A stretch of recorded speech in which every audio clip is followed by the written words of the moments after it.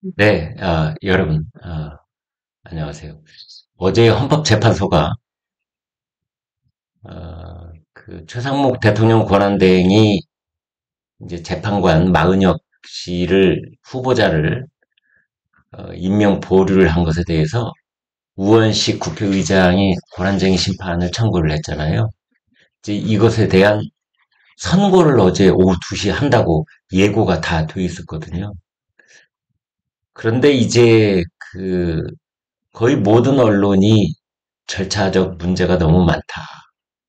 이렇게 지적을 하고 또 지난 주말 전국적으로 특히 서울 광화문, 여의도, 부산 여기 대거 엄청난 인파가 운집을 했잖아요.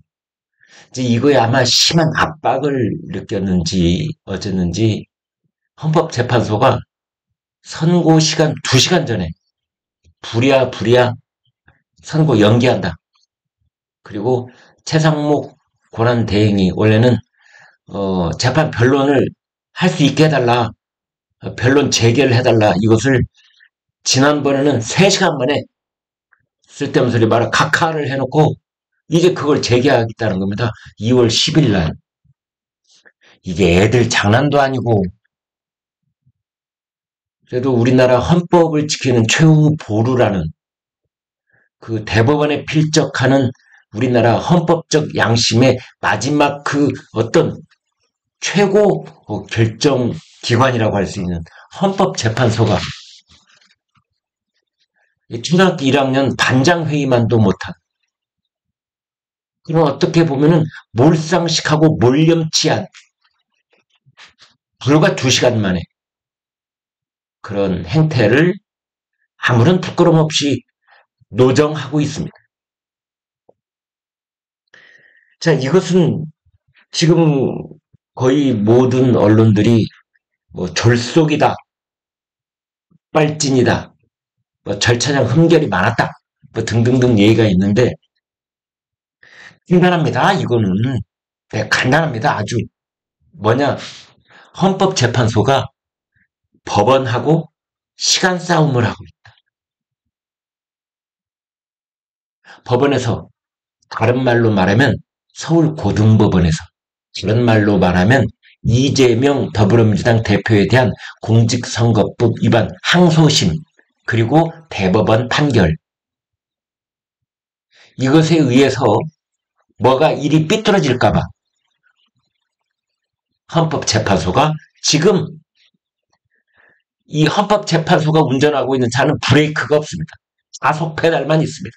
밟고 또 밟고 밟아라 밟아라 밟아라 지금 뭐 이런 느낌을 주고 있는 겁니다. 그래서 마치 법원과 시간 싸움을 해서 빨리 어떻게든 윤석열 탄핵 쪽에 손을 들어줄 수 있는 재판관을 한 명이라도 더 끌어들여서 그래서 어떻게든 6명 숫자를 맞춰서 윤 대통령을 탄핵을 시키고 거기 대선 날짜를 잡고 그래서 무사히 이재명이 대선 출마를 할 수 있게 이런 스케줄대로 지금 줄다름 치고 있는 것이 아닌가 헌법재판소가 이 의구심을 지울 수가 없는 헌법재판소가 최상목 권한대행하고 싸움을 하고 있는 게 아닙니다. 지금 헌법재판소는 법원과 시간 싸움을 하고 있는 것이다. 법원보다 빨리 헌법재판소 9명 그 중에서도 좌파 성향을 가진 재판관을 확실하게 확보를 해줘서 그래서 윤석열 대통령에 대한 탄핵 심판을 가장 앞당겨서 10월 초 이전에 그래서 서울 고등법원 이재명 항소심 판결보다 먼저 탄핵 심판 인용이 나올 수 있게 하려면 지금 뭘 해야 될까? 이러다가 그것이 갑자기 된소리를 맞았는데 그렇다면 헌법재판소 내부적으로는 무슨 일이 있었을까? 아마 곧 이제 얘기가 흘러나올 것입니다마는 지난번 박근혜 전 대통령 때는요. 그때도 헌법재판관이 9명이 아니라 8명이었습니다.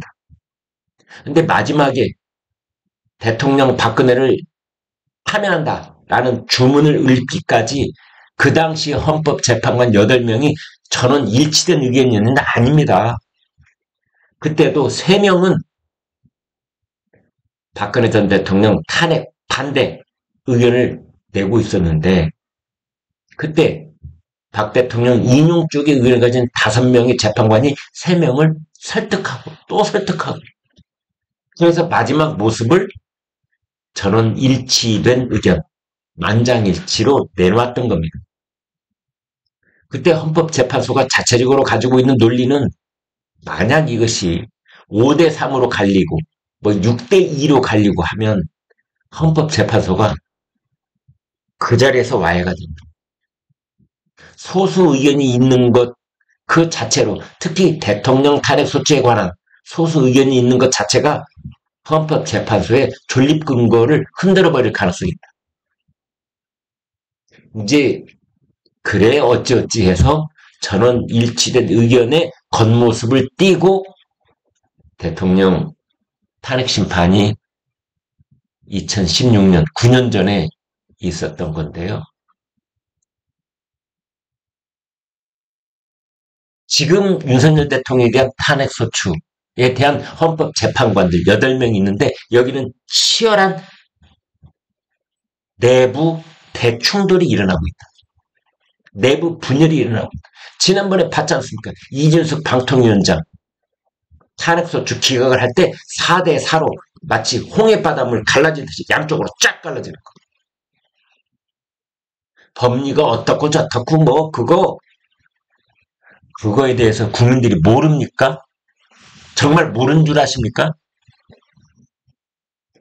철저하게 보수 쪽이냐 좌파 쪽이냐 이 진영 논리에 따라서 4대4로 딱 쪼개지고 있다는 것.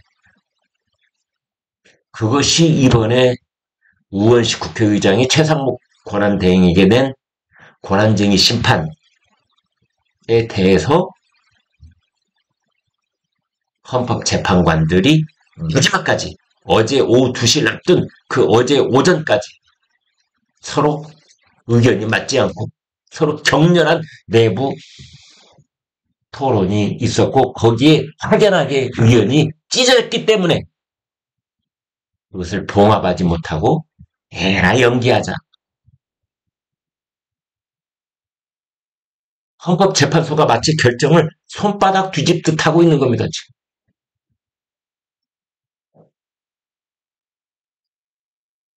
원래는 어제 오후 2시에 선고를 한다 그러면 2, 3일 전에 이미 결정문 다 썼어야 되고 재판관들끼리 회람해서 고칠 거 고치고 첨삭해야 되고 그래서 어제 오전에는 언론에게 보도할 보도문도 만들어야 되고 그런데 어제 오전까지도 의견이 일치가 안 돼가지고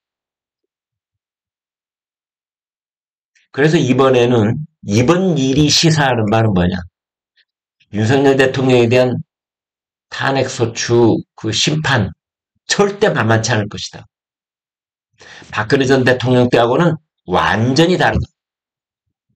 그때는 박근혜 전 대통령을 탄핵해서는 안 된다는 몇몇 재판관들이 나중에 설득이 되는 그런 상황으로 내몰렸고 그 다음에 전체적인 여론몰이가 또 극심했었고 하지만 이번에는 대통령 탄핵에 반대하는 국민이 현재 40%까지 와 있다.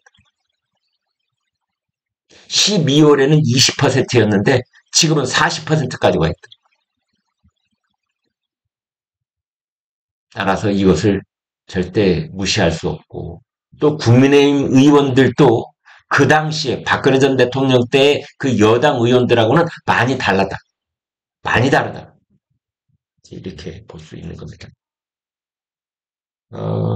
어제 헌법재판소 하는 꼴을 보니 권한쟁의 사건 10일 오후 2시 변론 재개 헌법소원 사건 선고 기일 연기, 추후 지정 딱 한 줄 공지 내고 아무런 설명이 없어. 그만큼 내부가 시끄러웠다는 거죠. 어제 오전에 있던 평의가 재판관 8명의 평의가 아주 시끄러웠다는 건데 그때 도대체 무슨 이야기가 있었는지 이제 진짜 나올 겁니다. 뭐 절차적 문제 많죠. 우원식 국회의장이 개인 자격으로 권한쟁의 심판을 낼 수가 있느냐. 국회 본회의의 의결을 왜 빠뜨렸느냐. 이 절차적 흥결. 이거는 바로 권한쟁의 심판 각하를 해야 된다. 기각 정도가 아니라 각하. 들여다볼 필요도 없다. 절차적 문제가 있으니까. 그래서 우원식 혼자 낸 것은 부적법하다. 부적절이 아니라 부적법하다. 이렇게 되어 있는 겁니다. 우원식 국회의장은 단독으로 참 많은 일을 하죠. 한덕수 국무총리 탄핵소추안 본회의에 상정돼 있을 때 그때 대통령 권한 대행에 대한 탄핵 정족수가 몇 명이냐? 151명이냐? 200명이냐? 이때 논란이 아주 시끄러웠습니다. 그런데 우원식이 151명이 묻다. 이렇게 혼자 그냥 딱 떠들어 놓고 표결에 들어갔던 거 아닙니까? 조선일보 사설을 썼는데요. 헌법재판소에 거듭되는 경솔하고 정파적인 행태. 헌법재판관들이 노골적인 정파성을 드러내는 것이 심각한 문제다. 이진숙 방통위원장 탄핵 소추. 이때도 너무나 명백한 민주당의 정략이었는데도 불구하고 헌재 재판관 4명이 이진숙 탄핵에 손을 들어줬다. 4명 중 3명이 우리법연구회나 그 후신인 특정 판사 출신이다. 그 다음 조선일보 사설이 찍습니다. 이들의 행태는 헌법재판관이 아니라 민주당이 파견한 정당원과 다를 바 없어 보인다.